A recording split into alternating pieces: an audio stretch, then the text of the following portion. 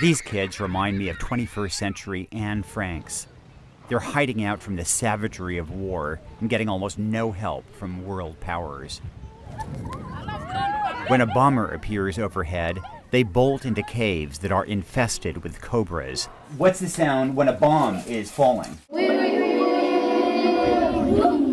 What is the sound of an Antonov in air?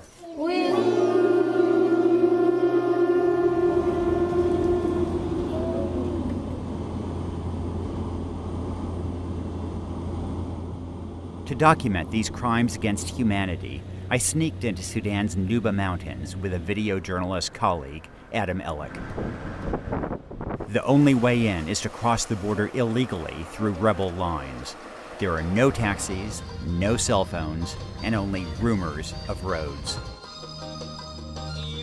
There's only one trace of modernity. On a daily basis, Sudan kills its own people here, targeting schools and hospitals and ordinary people who live in grass huts. It's the worst ethnic cleansing you've never heard of. It's been going on for 4 years. It's so outrageous and so overlooked that I've returned for the 4th time. I witnessed this in 2012. Suddenly, everyone scrambled for cover. I see the bomber up ahead, and everybody has taken cover in these caves. Sadly, little has changed. There's an Antonov somewhere in the sky over there, I think. These women are getting ready to run. So I like a bomb hole that's a bit away from everything else. My tour guide is Ryan Boyette, an American missionary who has lived here for 13 years and who is married to a Nuban. His organization employs courageous Nubans who document the conflict with video footage.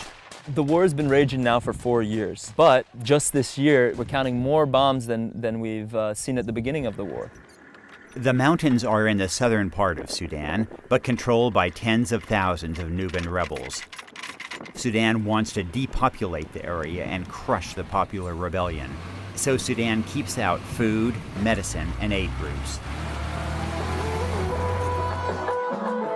The man driving this misery is Sudanese President Omar al-Bashir. If that name sounds familiar, think Darfur. He's the only sitting president in the world indicted on charges of genocide, although he's avoided visiting countries that would hand him over to the International Criminal Court. President Bashir has decimated families across Nuba, especially along the front line. That's where we drove to meet Osman and Sadia, parents of 5 children. They had never turned a light switch or spoken on the phone. They encountered the modern world only in February, when a bomb sparked a fire inside the foxhole in which the kids huddled. One child immediately burned to death.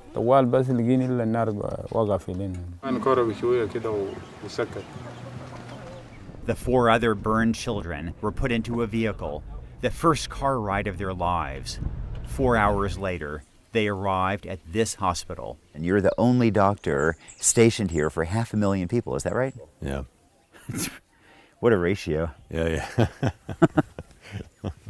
American missionary surgeon Dr. Tom Katena tried to save their lives.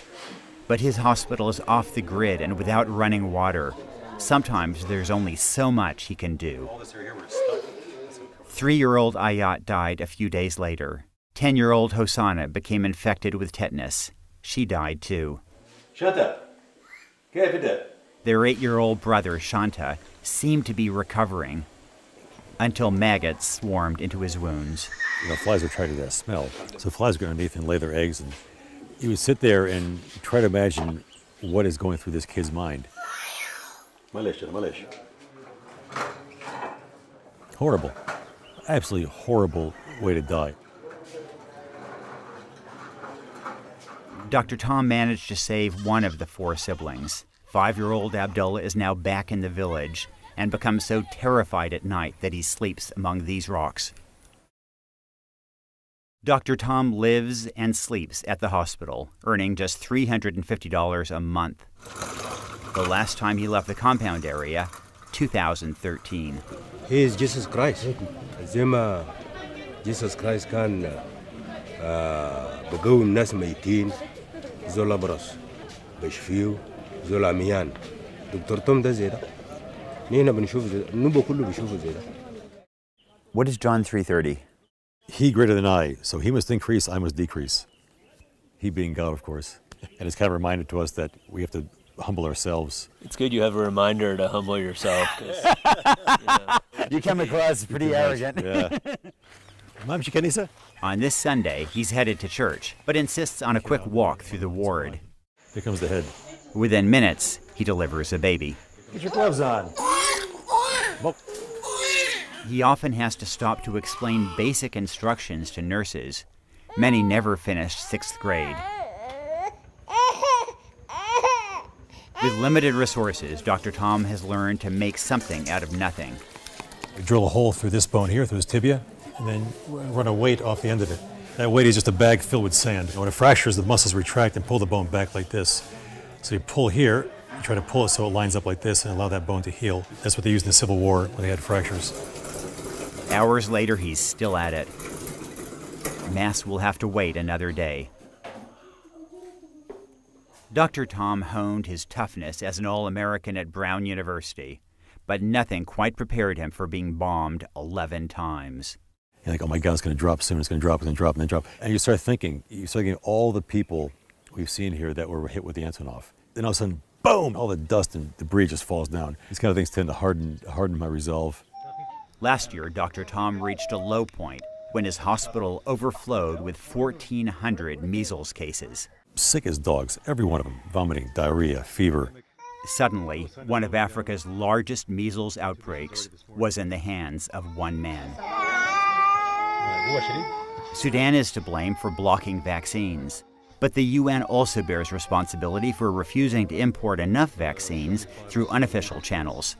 As a result, only 5 to 10% of Nubian children are vaccinated. Come on. Is UN protocol really more important than saving lives?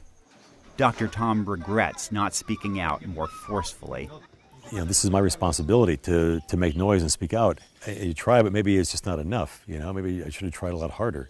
You could have a nice family practice in Peoria. Yeah. You'd earn a lot more money. Yeah. You wouldn't be bombed. Right. For me, it's a privilege to be in a position where you can offer your services to people. I don't see it as a hardship. I say, look, I've been given quite a bit in this life. Let me go and try to do something with it. Too often the world has failed to prevent the killing of innocents on a massive scale, and we are haunted by the atrocities that we did not stop and the lives we did not save. World leaders make lofty speeches denouncing genocide and mass atrocities. So here's a mass atrocity 4 years along, and our silence makes us complicit. We may not be able to stop this, but we must demand humanitarian access and publicly shame President Bashir in hopes of reducing killings like this.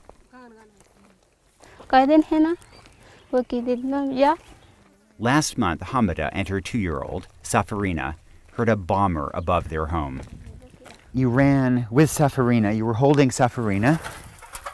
You went inside, and then the MiG drops the bombs. And then what happened?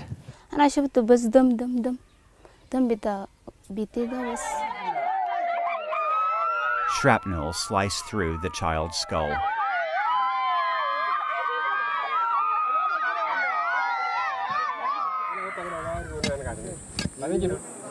The slaughter is inescapable.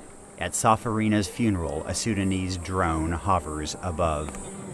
Even death offers no peace in the Nuba Mountains.